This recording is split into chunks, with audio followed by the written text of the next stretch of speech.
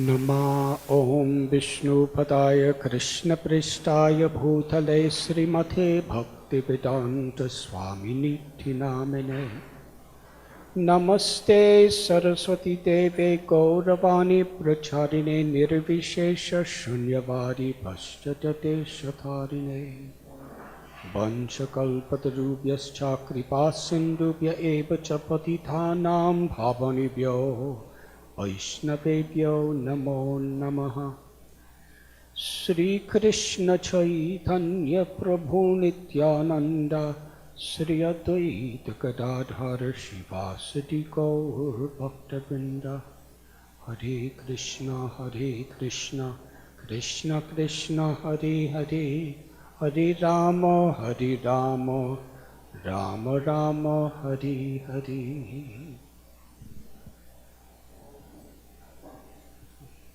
Hare Krishna. Very grateful for this opportunity to be with all of you.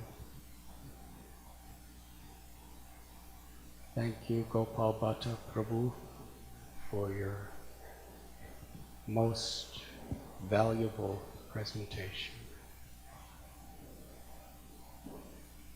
Srila Prabhupada wrote in one place that the purpose of our Krishna consciousness movement is to give people the opportunity to associate with devotees. Today, it's all so bewildering to me, this internet. But it's the means by which we could connect practically with the whole world. So often I go to a place, and whether it's a corporate place or a government place or a university area or an environmental conference, and people know practically everything about me by the internet. I never saw him before. So this is very important in this age that we're living in, and especially as it's progressing. If we have a powerful presentation on the internet, through these types of websites and outreaches that Gopal Bhatta Prabhu was speaking about, we could, every level of society we could reach in a very powerful, penetrating way. So thank you for taking this so seriously. I think everyone knows it, but everyone's so busy with so many different responsibilities, for projects, for families, for occupations, to really bring our focus and our attention together in a unified way to present something powerful. It's really the challenge that is before us.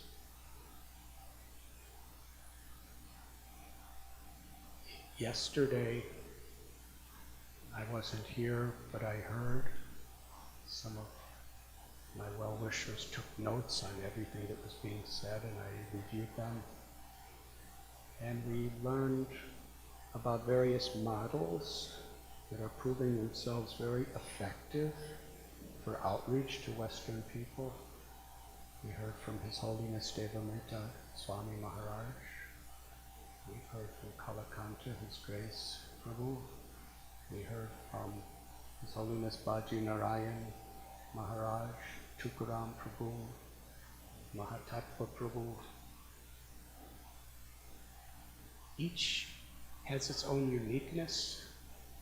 Each of these different projects is approaching people in a particular time, a particular place, and in a particular mindset. But one thing that I think is common in all of them is they're focusing on giving people an accessible opportunity to associate with devotees. When Srila Prabhupada began this movement in the 1966, in San Francisco and the Lower East Side of New York. It was primarily the counterculture that was coming. And actually, these storefronts were completely accessible and relevant to the counterculture. It was, as soon as they walked in the door and they smelled the incense and they saw the posters of these incredible divine personalities from India on the walls, and they felt right at home. And it was mostly the kinds of people that they were living with and mixing with that were there. And that's the way most of our temples were in those early days. We were really relevant to the audience, and there was a large audience that was receptive to Krishna consciousness. Things have changed in such an incredibly wonderful way. Because what I see today is we had a small audience of the counterculture, which was one sector of society that was taking interest. But today, practically every sector of society is potentially really, really interested in Krishna consciousness if we present it in a relevant way. The young people in the universities, the high schools, are always receptive if we just connect to them. I remember the first time I met devotees in India. It was during this Cross Maidan Pando program. I was just coming down from the Himalayan mountains, and I had long matted hair, and I was wearing robes of a sadhu. And one of the leading preachers in all of ISKCON, he was really a senior leader, he preached to me.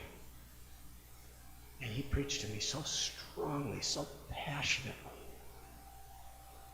And he was trying to attract me to Krishna consciousness on one theme. That chanting Hare Krishna will bring you to a higher place than taking LSD. And he went on and on and on like that. And he completely turned me off. Because, in Afghanistan, I took too much drugs or something involuntarily, and I took a vow never to take drugs again, and I was living with seasoned sadhus, and he was treating me like a hippie. And he was so enthusiastic. It's better than LSD. I know you like LSD, but this is better than LSD. It'll get you higher. And I was thinking, God, I don't want Krishna consciousness if it has anything to do with LSD. But when I think back, he was so expert at making hundreds and hundreds of people devotees because that was relevant to them. But it turned me off totally because it wasn't at all relevant to me.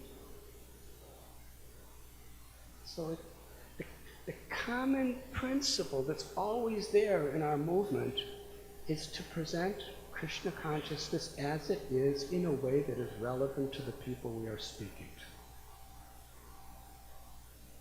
to. In the world today, it's people from the counterculture who are now in government, in corporations.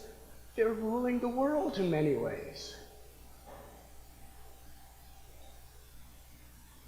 But they're no longer interested in the counterculture, but they're still open-minded. Actually, corporate America, Europe, and India is extremely receptive to Krishna consciousness. We've seen it. We just have to somehow or other get in there and explain our principles to them. They're willing to transform. Unity in diversity is really the basis of our whole philosophy. And it's what government and corporations and so many other organizations are really struggling with. Because there's people from India, and there's people from Africa, and there's people from China, and there's people from South America, and they're all sitting in the same offices these days. And they all have different values and different ideas how to create unity and diversity. I speak to CEOs and board members of major corporations. This is a big issue. And when they hear that there's spiritual ways of approaching this, and Krishna consciousness has such powerful, clear, and penetrating ways of approaching these principles, they'll open their hearts to hear from us. It has to be relevant. Governments, just about five days ago in London, I gave a talk at an international think tank. It was just me speaking, and a man who was previously the communication directors of the United Nations asking me questions. And there were 14 ambassadors to nations who were sitting there at the table, and many others too. And I was just speaking about Krishna conscious philosophy in answers to their questions, trying to make it in such a way that it was relevant for them. And I was getting all these invitations to these nations I never heard of by these ambassadors, because they're really looking, they're hungry. It's unbelievable, the world, the way it is today. Tukaram Prabhu was speaking about the yoga community. There is a large community of people who are like this far from Krishna, if we could just make that connection for them. I remember in the 80s, early 80s, late 70s, I was going to colleges and speaking.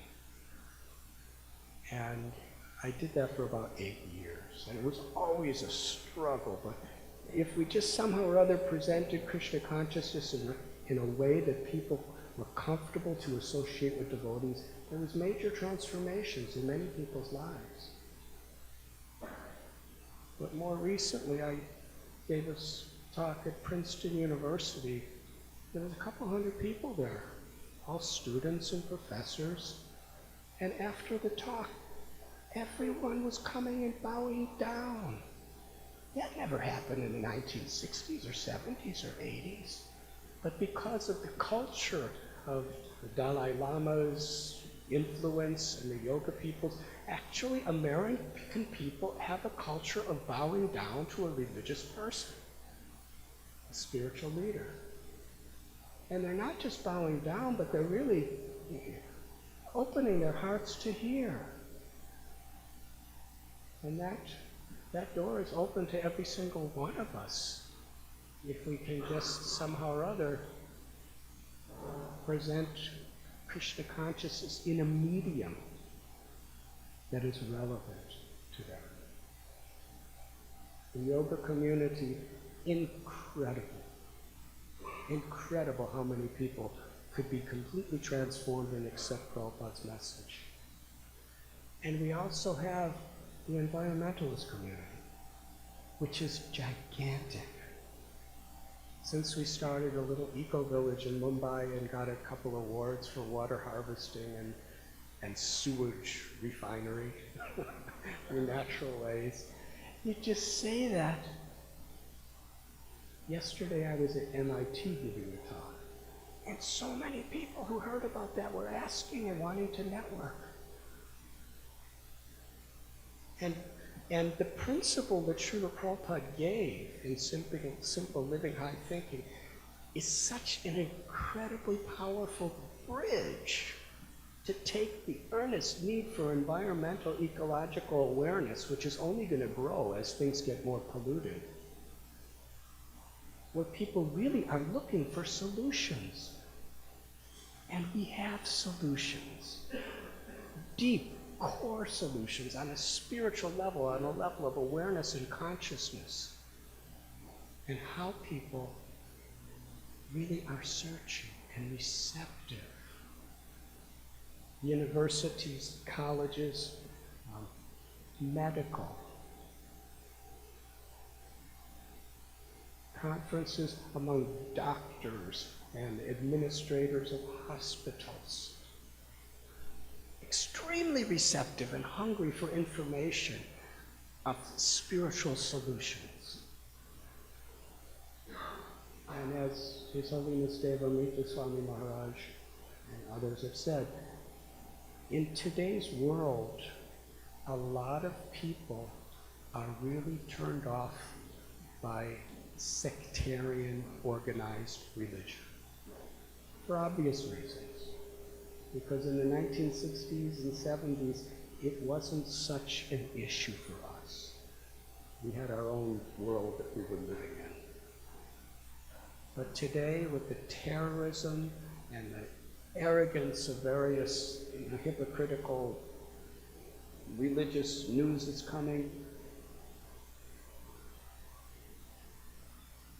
thoughtful people are really sick of religious people saying, we're the best.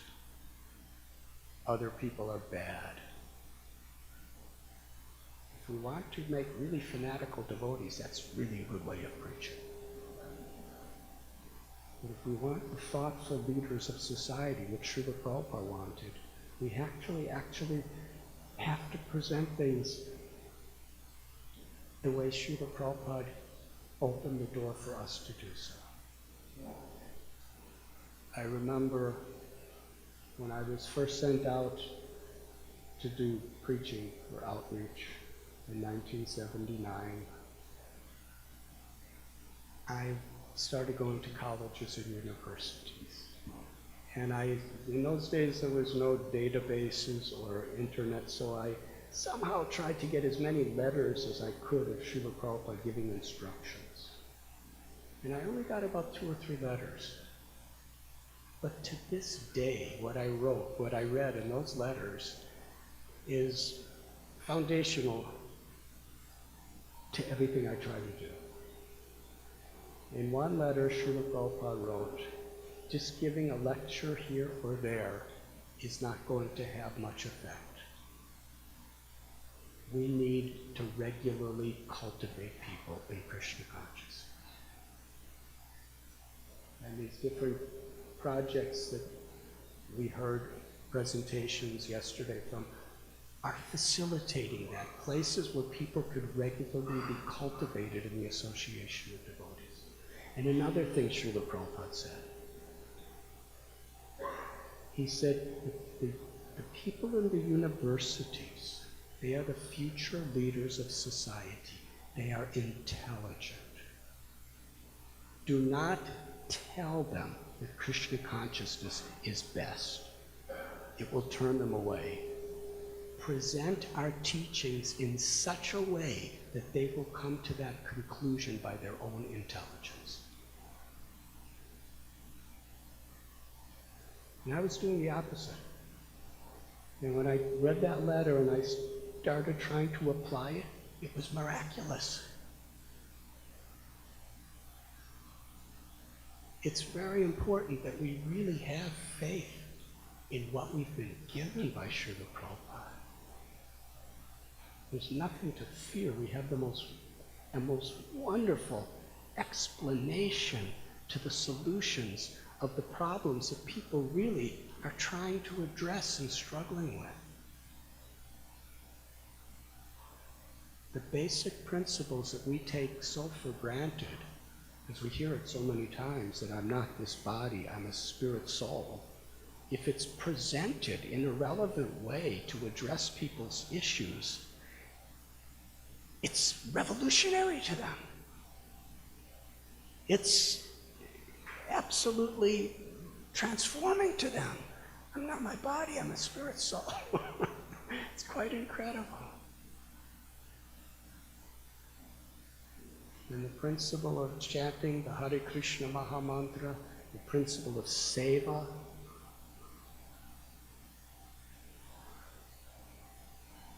that sometimes because we're so familiar with them, we don't understand the potency of how it could affect people's hearts and people's lives. In today's world, our Bhaktivedanta Hospital, an example. All over the world, it's very powerful that here in this hospital, there's Ayurveda, there's allopathy, there's homeopathy, there's naturopathy, there's acupuncture, and everyone's working together. Because usually medicine is just like religion. I am the way, the truth, and the life, and everyone else from every other division is a quack, is witchcraft, is poisoning the world with nuclear energy. Everyone has their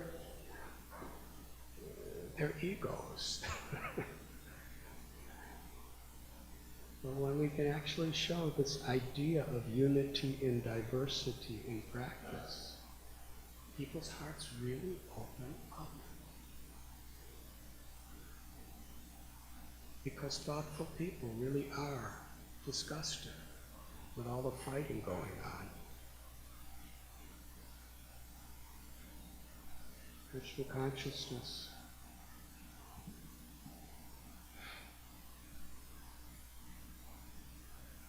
has such amazing ways of addressing people with addictions.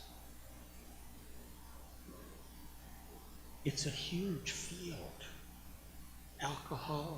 Alcoholics and drug addicts are among the most influential people on the planet. I remember I was in London not too long ago, and one very, very famous entertainer came to see me. And he was very much a drug addict in the past, and he recovered. And as I was walking out with him, I went into the restaurant at Soho Street, and there was another man there. And he said, I know him, because I go to the AA meetings with him. And he told me the names of the people that would regularly come to that AA meeting. And they're among the most influential, famous people on the planet. He named about 30 names of the people. Krishna consciousness, Srila Prabhupada, he oftentimes addressed this idea that there were so many people addicted to drugs and alcohol and all those things, but now they're living pure lives because of their Krishna consciousness. We really have solutions. The AA talks about taking shelter of a higher power than themselves, but there's no definition. And many people, as was explained yesterday evening, they're not so much inclined toward a fearful, wrathful God.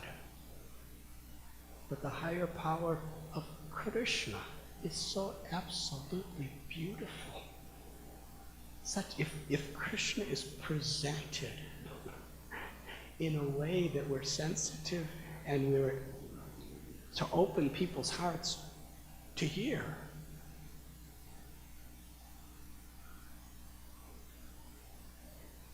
we have a major impact. So what I'm saying is there are so many various communities in the world today, government, corporate, addictions, environmentalists, yoga people, administrators in universities and students. The world is really open to receive Krishna consciousness like never before since our movement was established. It's the greatest opportunity for spreading our movement. If we think it should be like the good old days, it's only because we're not seeing the potential of the present day, which I believe is hundreds and thousands of times more open. but not necessarily the same way. The same Krishna consciousness never changes.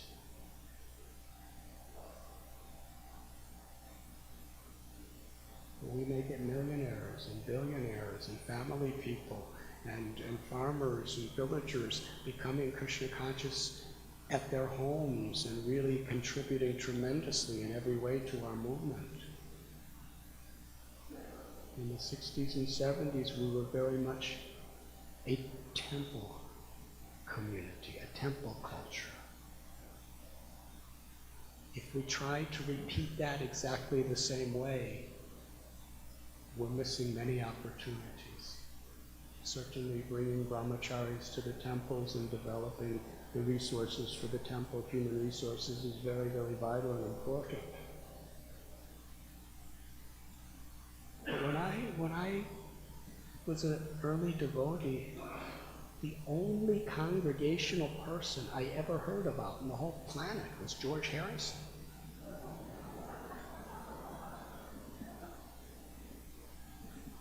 Now, most all of Prabhupada's disciples are congregational devotees.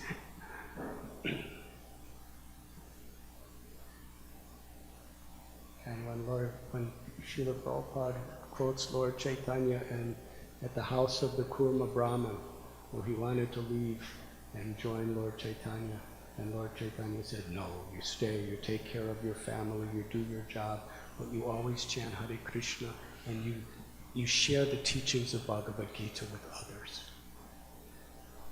And Srila Prabhupada writes in the purport, Krishnadas Kaviraj Goswami says same thing. That's what Lord Chaitanya told everyone, everywhere, when he was preaching through South India. There's no need to change your position, just change your consciousness. And in this sense, the world is really open. Millions of people are becoming Buddhists simply because it's being made relevant to them. Krishna consciousness, the concept of a personal loving God, is so much deeper and more relevant if we could just get the message to them.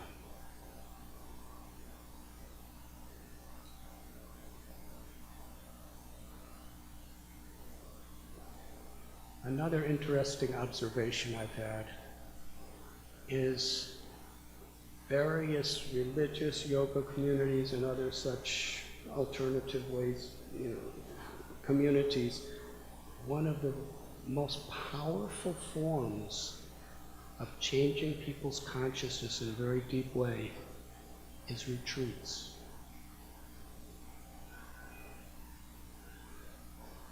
People want to get away from their monotonous life and absorb themselves in something spiritual. And many times they don't even care what it is. Millions and millions of people are going to meditation retreats where they're not allowed to talk for 10 days. Millions are going to yoga, or thousands are going to different yoga retreats. Krishna consciousness, if we present retreats, as Gopal Bhatta Prabhu was speaking before, that are educational to them.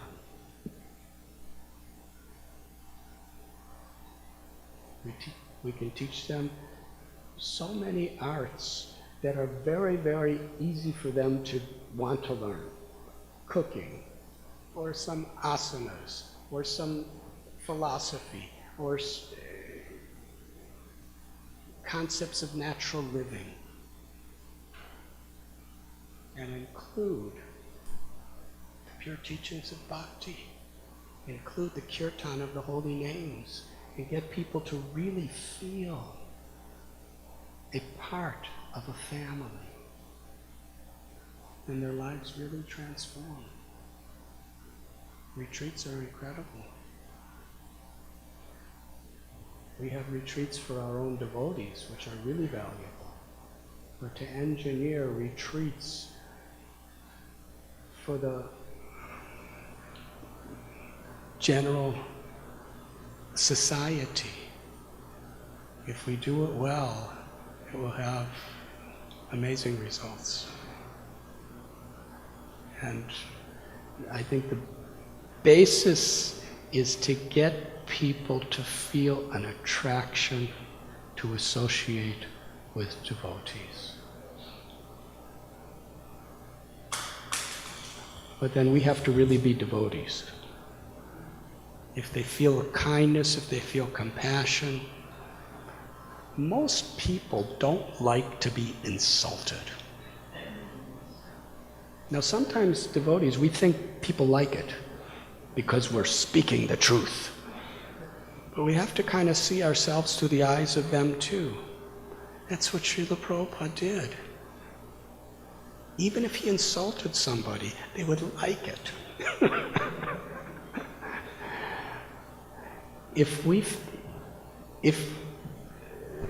there are many famous stories, but Gargamuni Prabhu and Brahmananda Prabhu, when their mother came for initiation, Srila Prabhupada told them to touch the feet of their mother and put the dust on their head. Now she was eating meat, and she was not a devotee, but her life changed. Just the fact that Swamiji is giving me such respect. My children never did that before. They never gave me any respect before, but because they're with Swamiji, now they're respecting me. This is very good. And she remained a friend for the rest of her life and a supporter. That's my understanding. So we don't have to compromise our teachings, but to present it in such a way where if people feel loved, if people feel valued, if people feel cared for, then they'll open our hearts.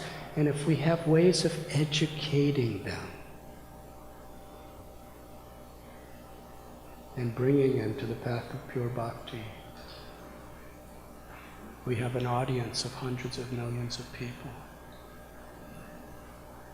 And one interesting observation, Srila Prabhupada came to the West and got Americans and a few Europeans to take to Krishna consciousness. And when Prabhupada went back to India, he had no one. He only had his Western disciples. And he had his Western disciples. He trained his Western disciples to have a huge impact on the Indians. Today, during Prabhupada's time, I don't think there was more than a few Indians in India that got initiated by Prabhupada. It was the Western people that were in charge of Vrindavan and Mayapur and Mumbai and Hyderabad and so many places. Today, there's large sums of Indians, maybe hundreds of thousands who are initiated in India.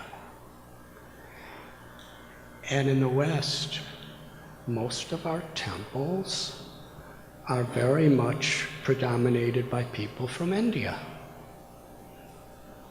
From a perspective of preaching to the Western world, this is a super excellent opportunity to do the same thing Prabhupada did. He got Western people to get the Indians interested in Krishna consciousness. The Indians who are coming to our temple, many of them are in big places where they can reach people that can influence the world more than the Western people. If we could inspire our Indian congregation to actually get the spirit of Srila Prabhupada, the spirit of those early Western people who went to India, the spirit of sharing bhakti in every possible way, it's incredible what they could do. They can get us in the biggest corporations, in government houses, in universities, in colleges. to speak to Western people in ways that are so easy for them, that are very much apparently inaccessible to us. And I believe this is Srila Prabhupada's way of expanding ISKCON. He saw every situation, what it is, and what the opportunities are with what he had.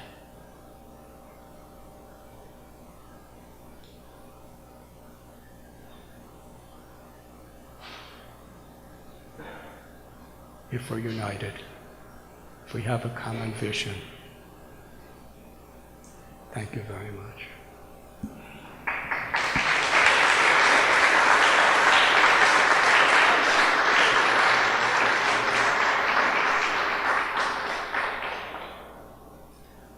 It's amazing how at one time we were the only kirtan singers outside of India.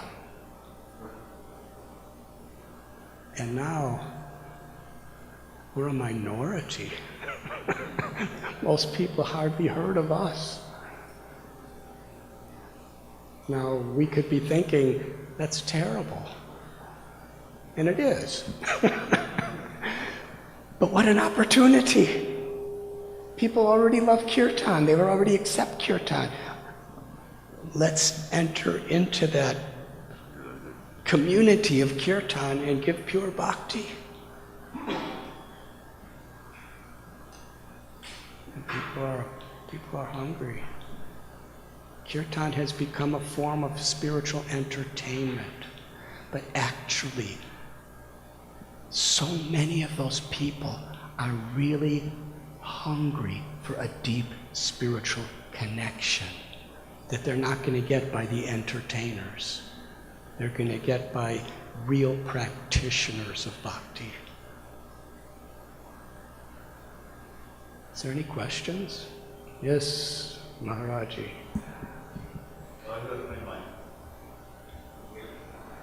Wait about 10 minutes for questions. Sure. I actually agree with you, Hare Krishna. But in my traditional role as a devil's advocate, those who know me that, I've listened to the Dalai Lama when he has his huge crowds, and he just offers pablum. So, sure, if we,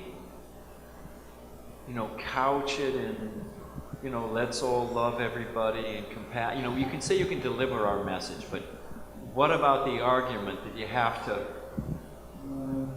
if we just water it down and then gradually we're going to give it to them in the future, the full story, and speak like the Dalai Lama in glittering generalities, we'll have so many people. But what about boiling the milk and, rather than watering it down? And, we don't even say the word God or Krishna, it just, Prabhupada said I'd have so many followers if I never introduced the regulative principles, so we just keep that in the background for 4 years. What about that when people say that?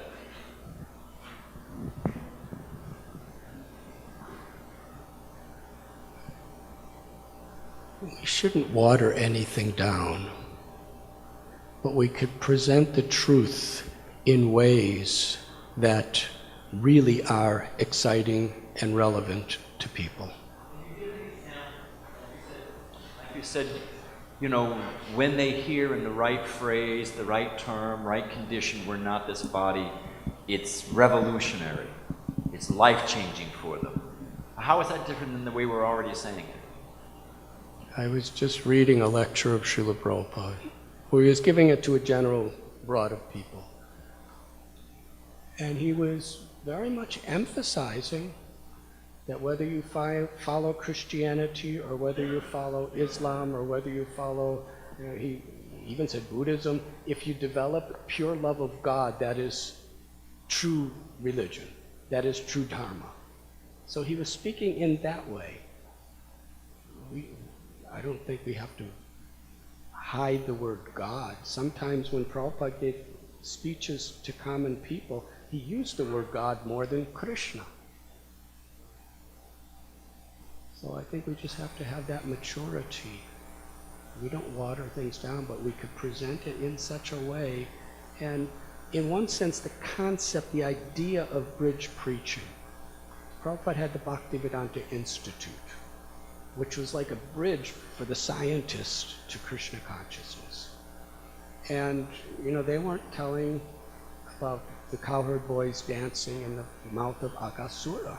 They were talking about Einstein and Newton and all of these different, you know, physics. But they were bringing them to the conclusions. So sometimes in a general audience of certain people, we present Krishna consciousness, not watering it down, but we just present as it is certain aspects to actually get people to really open their hearts. And the boiling of the milk, you have to have milk to boil. You know, that's what I believe cultivation and education is about, watering the milk. I mean, boiling down the milk. We bring them to deeper and deeper and deeper places. You know, in 26 Second Avenue, a lot of people who were coming, it was just, you know, chant and be happy and stay high forever. That's the way they were advertising it. They were not advertising in Tompkins Square Park or on the window of 26 Second Avenue, you know, surrender everything to Krishna. They were to stay high forever. And they'd come in, they'd be attracted, they'd associate with devotees, and after some time they actually learned about really surrendering to Krishna. So I don't think Prabhupada wanted us to stop preaching. When he talked about watering the milk, he meant really, really training and teaching those people who are our devotees to go really deep and deeper and deeper into pure, unalloyed devotional service. And that's our goal. When Prabhupada went to India to start, his main preaching was life membership, which was just to get people to be connected and to help out. But his purpose of the whole life membership is get them to give a donation, get them to start taking some books, get them to start associating with devotees, and gradually they'll become devotees. Many of them. Some of them won't, but many of them, they'll either be friends, they'll be well-wishers, or they'll be serious initiated devotees. So Prabhupada, in that sense, you know, he reached people. I think, you know, our initial way of reaching people can be in various ways to make that connection with the basic principles of bhakti and Krishna consciousness, and then actually giving them the deeper understandings and of the sacrifice of true devotional service. That's the boiling of the milk that comes after they're already open to be in our association. I use the example of Dalai Lama not in the content of what he speaks. I'm not trying to say we should be like that. I use that in a context that he has millions of people who honor and respect religious leaders from the East. And because of that, many people will come and hear from us. We don't speak the same thing, but it's really an opportunity. Does that address your question? Yes. But I don't think you're the devil's advocate, because you're Maya's advocate.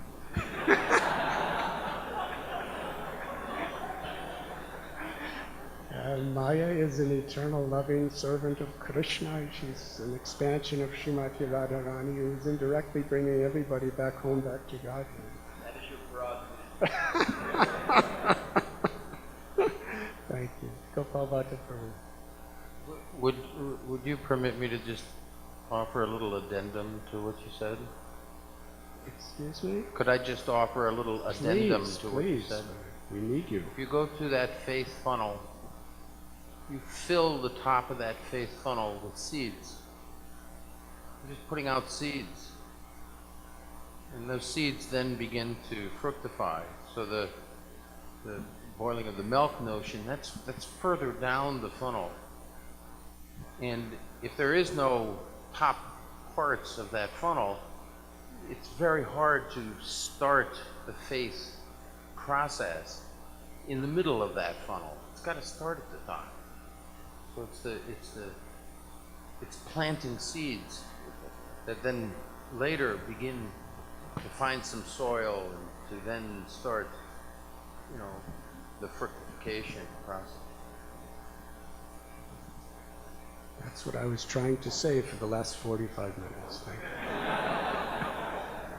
Thank you very much.